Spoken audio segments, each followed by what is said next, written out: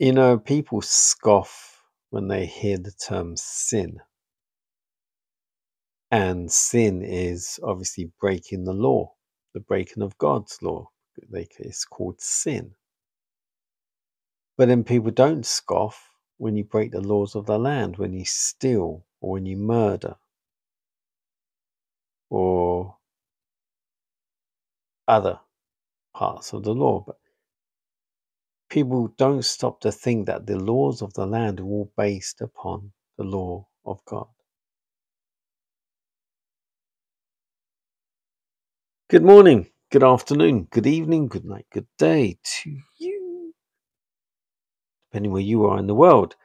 We're doing a nighttime devotion from the devotional Christ Triumphant. The title today, the bottom line, sin is the transgression of the law. John 3:16, for God so loved the world that he gave his only begotten Son, that whosoever believeth in him should not perish, but have everlasting life. The rebellion against God's law was begun by Satan in heaven.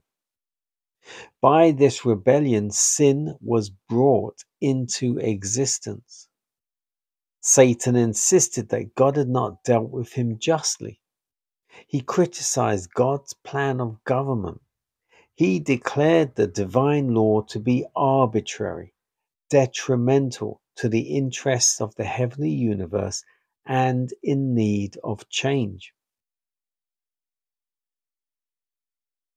Vital interests were at stake in the worlds that God had created.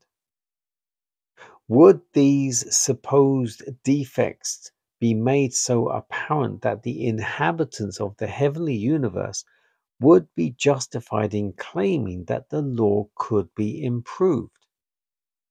Would Satan succeed in undermining their confidence in the law? God, in his wisdom, did not use measures of force to suppress Satan's rebellion.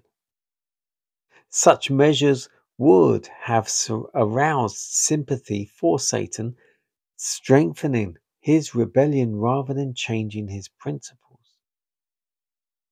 If God had summarily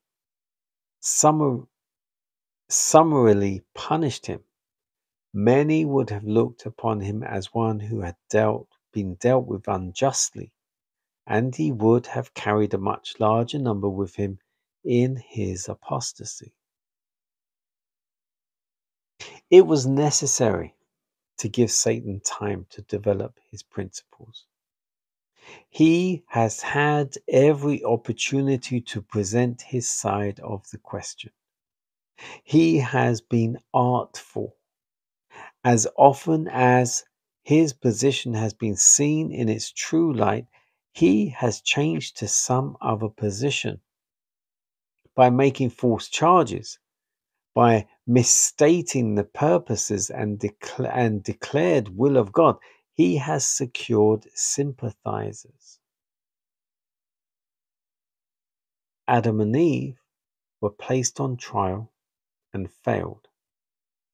Satan deceived Eve and she disobeyed God.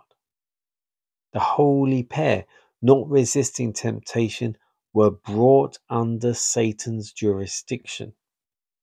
The enemy gained supremacy over the human race, bringing in death, the penalty of disobedience.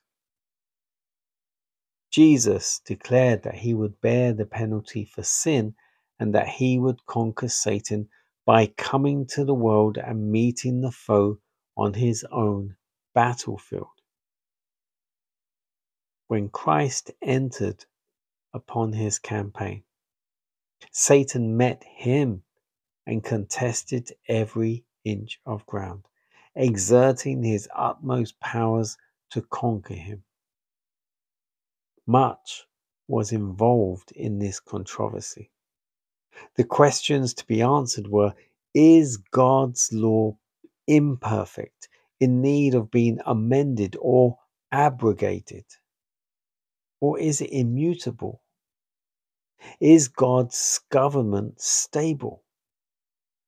Or is it in need of changes? Not only before those living in the city of God, but before the inhabitants of all the heavenly universe were these questions to be answered.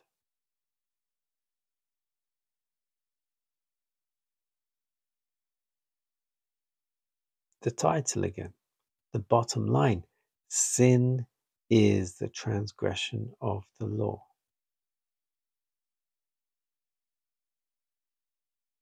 God gave his only begotten Son.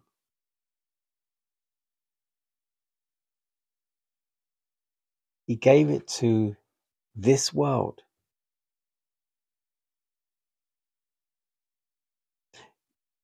meaning God,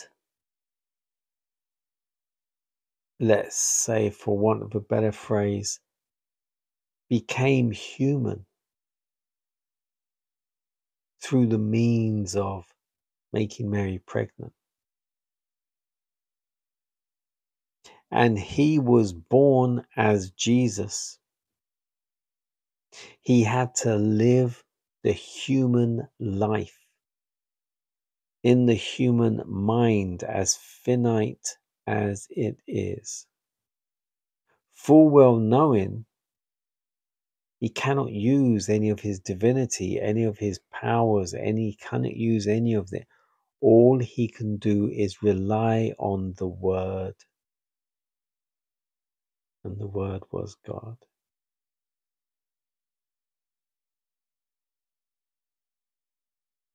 And he did.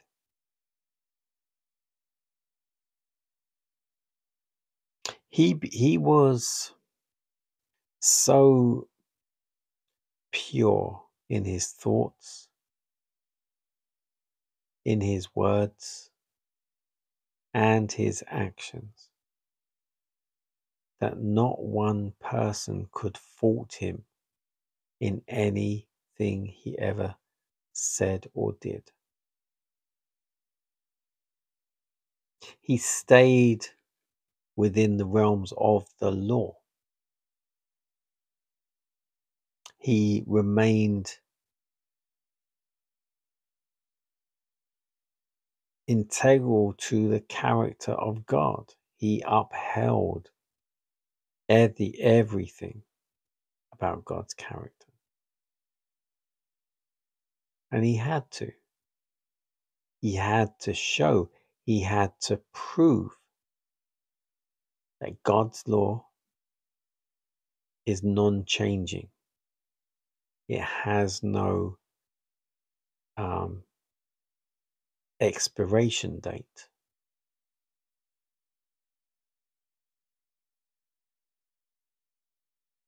The law was there at the beginning, which is eternity, and it will be there at the end, which is eternity. What you have to think about is, how often are you breaking that law, God's law, sinning?